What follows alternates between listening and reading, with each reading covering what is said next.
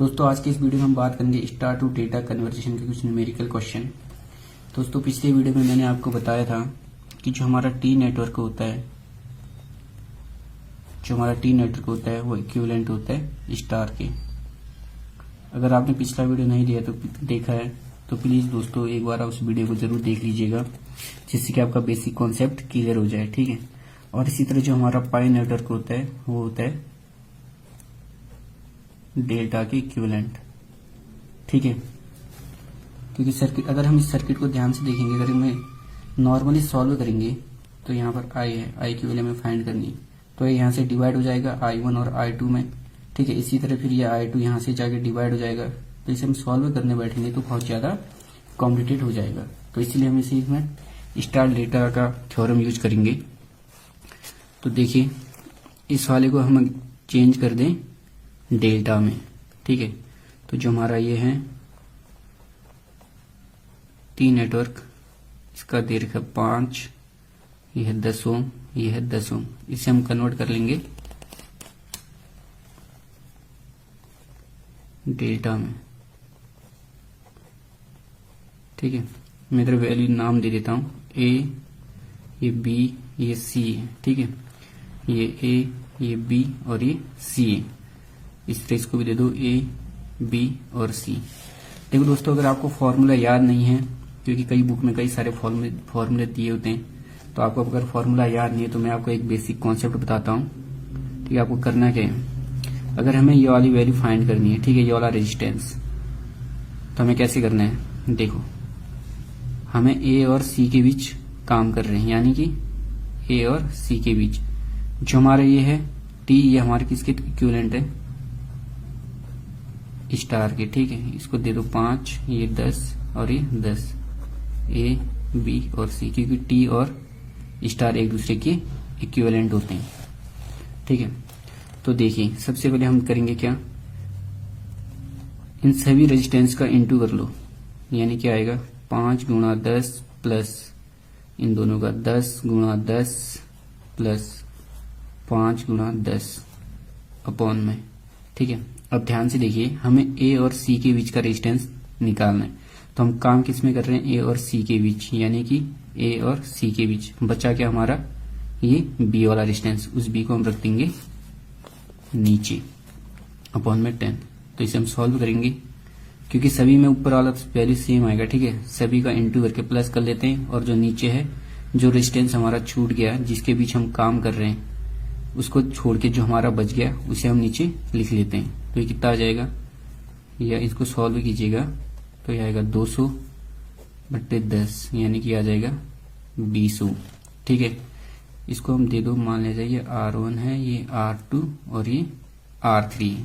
ठीक है। इसी तरह अगर हम R2 को फाइंड करेंगे, R2 निकालना है, तो R2 हमारा क्या आ जाएगा, ये ऊपर तो सेम रहेगी वैल्यू, यानी कि ऊपर डायरेक्ट लिख देता हूं मैं 200/, हम अभी काम किस पे कर रहे हैं, ए और बी के बीच, यानी कि ए और बी के बीच। तो हमारा बचा गया ये सी वाला, और सी की वैल्यू है 10, तो यानी ये आ जाएगा 20 ओम।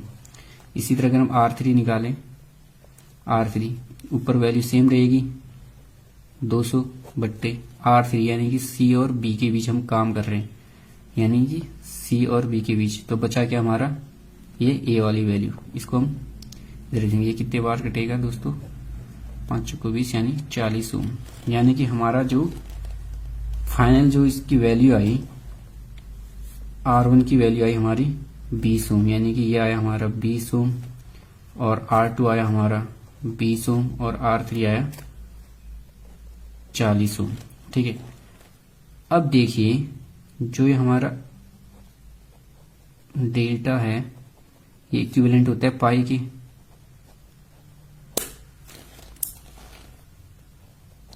इक्विवेलेंट होता है पाई की। अब इस पाई को, ये हमारी वैल्यू है आ रखी है हमारे, अभी जो निकाला हमने 20 है, 20 और ये 40।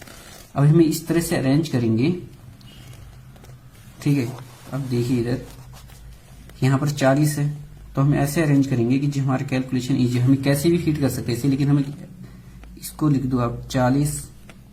ठीक है। इसको 20 और ये 20। ठीक है। इसको 40 से 20 और 20, तो इससे होगा क्या, हमारा कैलकुलेशन जो है इजी हो जाएगा। अगर आप इसे कैसे भी फीड करो आपका आंसर गलत नहीं होगा, ठीक है, इस पर घबराने वाली बात नहीं है। अब देखो पहला वाला जो सर्किट है उसे देखिए एक बार, इसमें मैं आगे फीड कर रहा हूँ। जो हमारा पहला सर्किट था, देखो ये ऊपर तो सेम रहा, इसकी वैल्यू दे रखी है आपको 20 ओम, ठीक है। जो नीचे है इसको हमने पाई में कन्वर्ट कर दिया है, ये 20 ओम, ये 40, ठीक है, और यहां पर आ गया 20, और जो ये है ऑलरेडी इधर पे है 40, ठीक है। अब इससे होगा क्या, इधर पे ये 12 वोल्ट की बैटरी। अब देखो इससे आसान क्या होगा, ये दोनों हमारे किस क्या हो जाएंगे, पैरेलल में, ठीक है, और ये दोनों है पैरेलल में।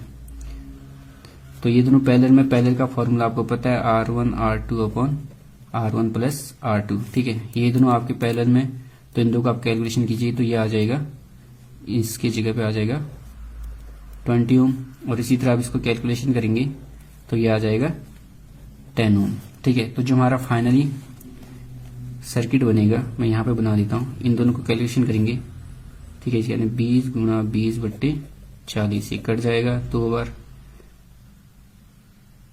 ठीक है, ये कट जाएगा 10 बार। इसी तरह इसको करेंगे तो फाइनली मैं बना देता हूँ, ये ऊपर आ जाएगा हमारा 10 ओम, ठीक है, इधर आ जाएगा हमारा 20 ओम, और यहाँ पर ऑलरेडी